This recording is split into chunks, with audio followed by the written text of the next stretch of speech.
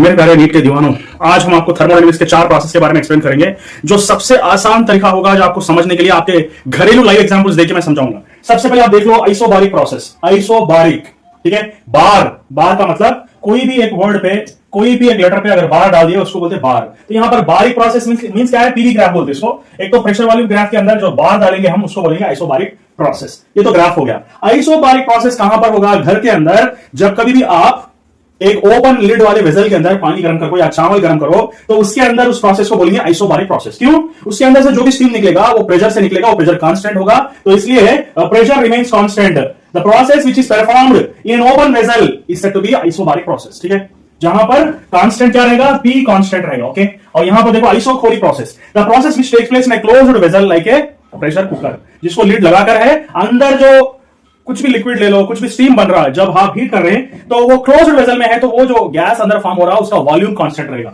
The process in which volume remains constant is called as an isochoric process. तो यहां पर देख लो, ये हो गया वॉल्यूम अगर कांस्टेंट है, जो लंबा नीचे की तरफ हमारा ग्रीन कलर का, उसको बोलते हैं isochoric process. The process in which volume is going to be constant. Here this is the process in which pressure is going to be constant, because pressure के एग्जैक्टली परपेंडिकुलरली यहां पर pressure axis के perpendicular line बनेगा, यहां पर volume axis के perpendicular line बनेगा, volume constant होगा।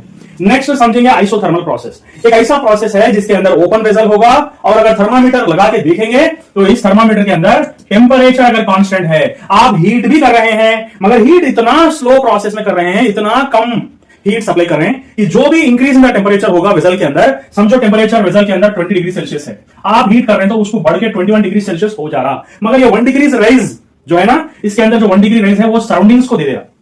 1 degree rise in the temperature of a vessel is given to the surroundings because it is an open vessel। तो प्रोसेस इतना स्लोली हम कर रहे हैं कि जो भी टेंपरेचर राइज हो रहा वो सराउंडिंग्स को दे दे रहा, और टेंपरेचर 20 डिग्री सेल्सियस अगर कांस्टेंट है तो उसको बोलेंगे isothermal process. Iso means separately, thermal means temperature remains constant. ठीक है, तो होगा अभी एडियाबैटिक प्रोसेस, एक ऐसा प्रोसेस जो इतना क्लोज्ड कॉम्पैक्ट वेसल के अंदर होगा, जैसे कि आपका थर्मास्क, थर्मोफ्लास्क बोलते जिसके अंदर चाय लाते आप लोग होटल से, तो वो चाय का जो वेसल होगा इतना क्लोज कॉम्पैक्ट होगा, उसके अंदर क्वांटिटी ऑफ हीट जो है ना कांस्टेंट रहेगी। आप चाय डालो, चाय गर्म रहेगी, अगर आप खोलेंगे नहीं तो उसके अंदर चाय गर्म रहेगी, quantity of heat remains constant. तो इस तरह के क्लोज्ड प्रोसेस के अंदर का हीट बाहर नहीं जाएगा और बाहर की ठंडक जो है अंदर नहीं आएगी। इस तरह के वेसल को हम बोलेंगे एडियाबैटिक प्रोसेस। अब यहां पर ग्राफ अगर देखेंगे तो येलो कलर का ग्राफ जो आइसोथर्मल प्रोसेस है, यहां पर प्रेशर भी आहिस्ता से डिक्रीज होगा और वॉल्यूम भी आहिस्ता से इंक्रीज होगा। ठीक है, अब यहां पर एडियाबैटिक प्रोसेस जो रेड कलर में है, डेंजरस प्रोसेस है, इसके अंदर देखो सडनली प्रेशर डिक्रीज हो रहा और वॉल्यूम इंक्रीज हो रहा। जिस किसी भी प्रोसेस के अंदर प्रेशर इतना सडन से इंक्रीज हो रहा, फॉर एग्जांपल एक इंस्ट्रूमेंट ले लिए, एक सिलेंडर ले लिए जिसके अंदर एक पिस्टन है, आप सडन से प्रेशर को इंक्रीज कर दे, पिस्टन को सडन से इंक्रीज कर दे, तो टेंपरेचर क्या होगा? सडन से राइज होगा। तो इस तरह के सडन प्रोसेस को हम बोलेंगे एडियाबैटिक प्रोसेस। Thank you.